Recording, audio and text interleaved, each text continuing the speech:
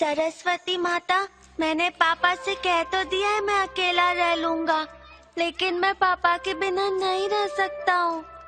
आप तो सबकी माँ हो, आप प्लीज मुझे मेरी माँ से भी मिला दो ना सरस्वती माता, प्लीज। देखा हमारे दोस्त का स्कूल है। हाँ? मम्मी, लगता है मम्मी पापा से नफरत करती हैं। अगर मैंने उनको अपने बारे में जाके बता दिया तो शायद वो मुझसे बात भी नहीं करेंगी। तो फिर मैं उनको पापा से कैसे मिलाऊंगा? और दादी से जो मैंने प्रॉमिस किया है उसको पूरा कैसे करूंगा? लगता है कोई आइडिया लगाना पड़ेगा। आइडिया। ओहो हसमुख मेरे यार, उखी दस्त यार, welcome to Oxford public school मेरे दोस्त। नमस्ते भाभी। नमस्ते। और सब ठीक ठाक है? भाई बिटिया नहीं दिखाई दे रही है। तू केहू के खोजे दारू का मम्मी। ओ सॉरी आंटी। हाँ बेटा, अपन बेटा के है तोहार बेटा? तोहरे जैसन हुई। लेकिन हम तोहार बेटा कैसे हो सकेनी? हमार तो सिर्फ पापा है, हम तो अपन पापा के बेटा है। वही तो बाड़ी, पता नहीं कौन बच्चा के अपन बच्चा समझ के बतियावत आई। ओ यार, बच्चा किसी का भी हो, बेटी तो अपनी है। बस किसी भी हालत में अपनी बेटी ठीक होनी चाहिए। हाँ भाई साहब, रावर मुंह में घी शक्कर। भगवान करे हमारी बेटी जल्दी ठीक हो जाए।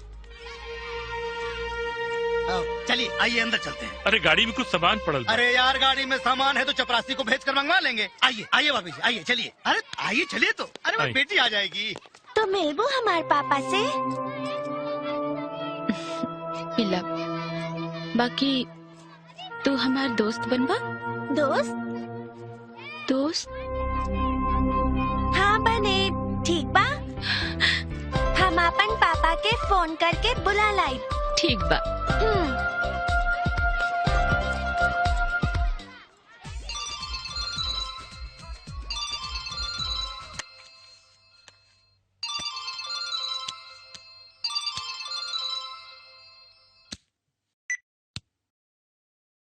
हेलो पापा। हाँ बेटा। पापा, हम रहुआ के अपन एक खास दोस्त से मिलावल चाहता नी, बहुते खास दोस्त। अच्छा, लेकिन बेटा हम रिकॉर्डिंग में बनी। आ जाए ना प्लीज, और आते वक्त हमार माउथ ऑर्गन ले आए। ठीक बा बेटा, हम ले आए। ओके पापा, थैंक यू। बाय बेटा।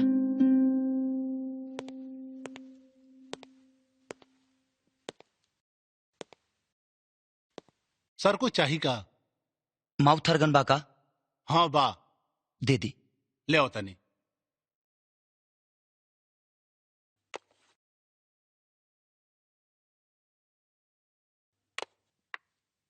माउथ ऑर्गन बा?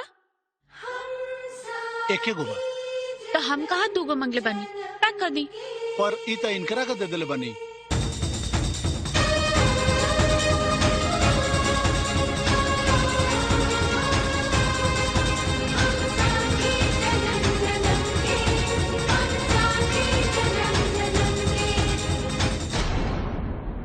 ऐसे टुकुर टुकुर का देखा तानी? हम मंगने है ना, दे दी।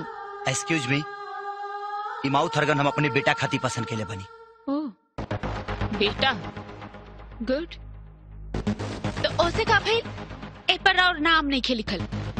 ई हमके आपन बेटा खाते चाहिए। दी। अचानक बेटा खाती इतना ममता? जे आदमी अपन पत्नी के ना समझ पावल, तो माई की ममता का खाक समझी। हाँ, समझदारी के सगरी दुकान जब तू ही रख ले बाड़ू तो वही के संभाला। दी सेठ जी, हमरा के दी। ऐसे कैसे? हमके चाहिए माउथ ऑर्गन। ई ली पैसा। कितना भाई? ठीक है सेठ जी, ये नहीं के दे दी। काहे के दिल जोड़े के हुनर इनका लगे तबाना। वैसे भी हम अपनी बेटा के प्यार से पल्ले बानी, खिलौना से ना।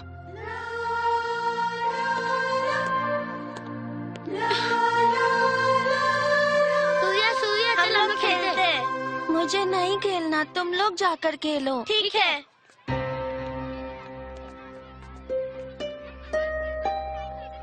ना पापा आइलन ना मम्मी आइली, केहू के हमार चिंता नहीं खे।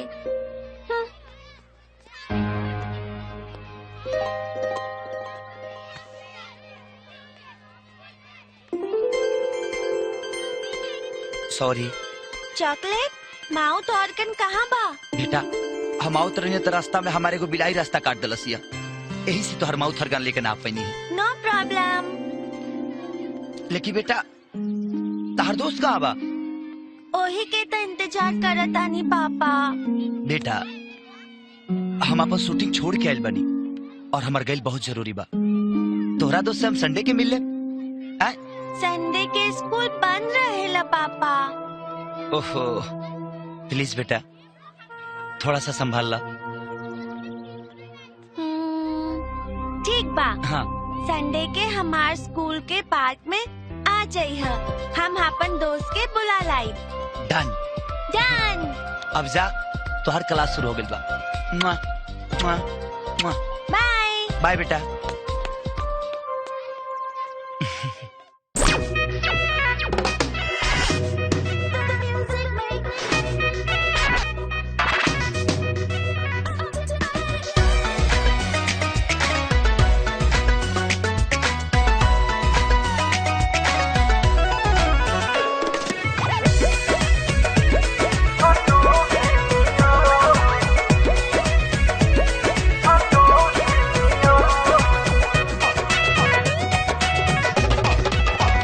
बबुनी बाड़ू बहुते हाथ तोहर नइखे कवनो काट।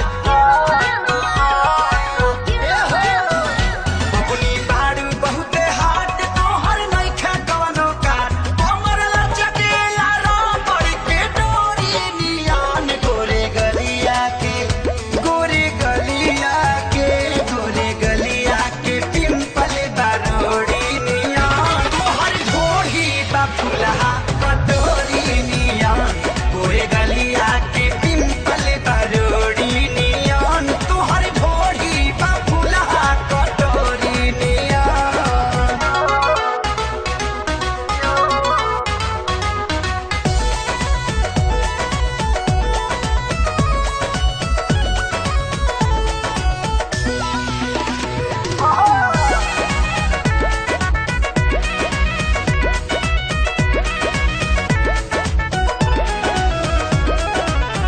अजबे डिजाइन तोहर गजबे बाला कसा, कहिया रे खुली बोला ना भवाला बकसा।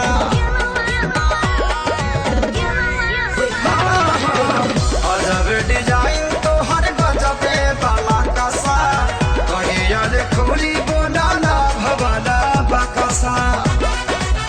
दखिला बारू कनैली के कोढ़ी नियान गोरे गलिया के, गोरे गलिया के, गोरे गलिया के पिंपल बरोड़ी नियान तोहर ढोरी बा फुलहा कटोरी नियान।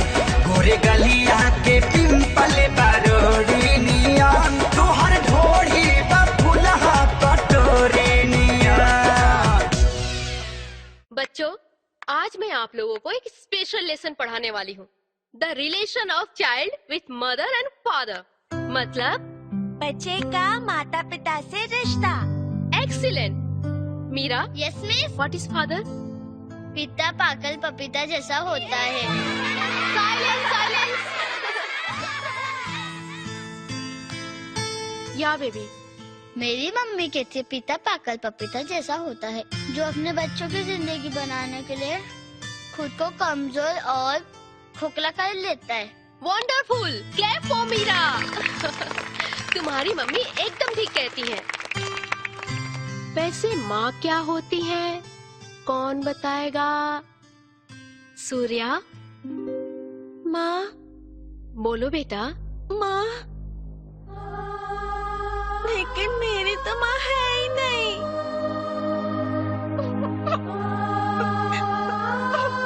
सो सॉरी बेटा, बट तुम्हारी मम्मी कहाँ है?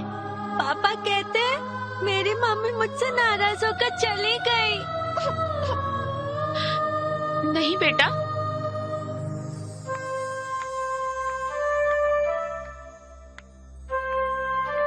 माँ अपने बच्चों से कभी नाराज नहीं होती। अगर पापा पपीता होते हैं तो माँ मेवा होती है, जिसकी ममता कभी खत्म नहीं होती। माँ वो होती है जो अपने आंखों में दुख का दरिया समेट कर भी अपने बच्चों पर खुशियां बिखेरती है। माँ वो होती है जो मरने के बाद भी अपने बच्चों की लंबी उम्र की कामना करती है। तू बनबा हमारी अच्छी वाली माँ।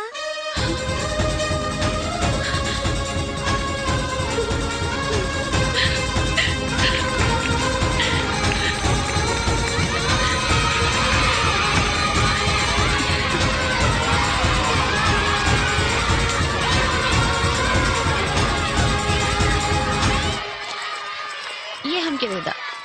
हाँ, इला गिफ्ट। ई का हा? ई माउथ ऑर्गन बा, तारा खातिर gift. Thank you mummy. Welcome. Not welcome, जा हम तोरा से बात ना करब। का भाई लमरा राजा बेटा के? पापा लंच टाइम में आके हमरा से मिल लेलन। तू लंच टाइम में काहे ना आइलू? सॉरी बेटा, एगो ऐसा मनहूस शक्ल से मिल गई नी कि गाड़ी के टायर पंचर हो गई, यही से ना पाऊनी। सच्ची? मुच्ची। ओके, संडे के पापा आवे के प्रॉमिस कइले बारन। तू स्कूल पार्क में हमार इंतजार करी है, हम बुला लाई पापा के। ठीक बा। और अगर तू ना आइलू तो हम तोरा से कबो बात ना करब। ना बेटा, हम ना टाइम से पहले आ जाए। ठीक।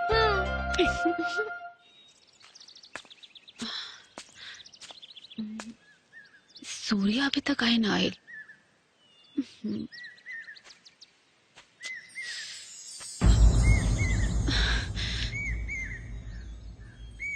तू यहाँ का करता रू?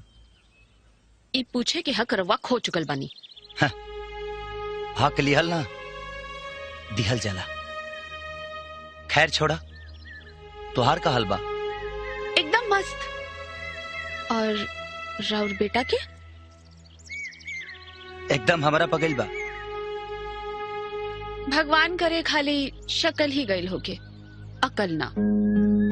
ठीक बा, कबो फुर्सत में तोहरा के मिला आपन अकल ओकरा के दे दिया।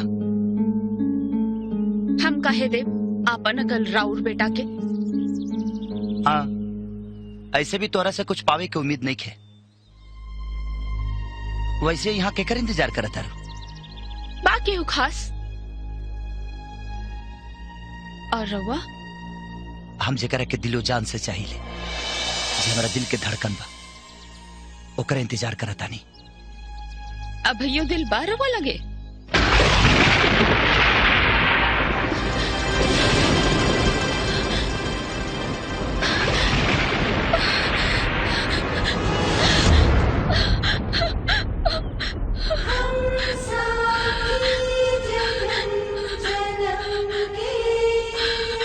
ध्यान से सुनबो, तभी वो दिल के धड़कन तो के सुनाई दी।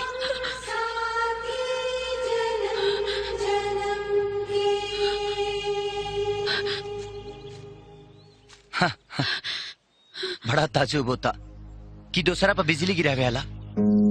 अब यो बिजली के चमकला से डराता।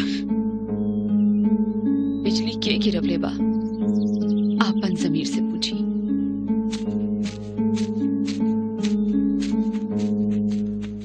धत तेरे की, हमारी सारी मेहनत पे पानी फेर दिया इन लोगों ने। अब कौन सा आइडिया सोचूं?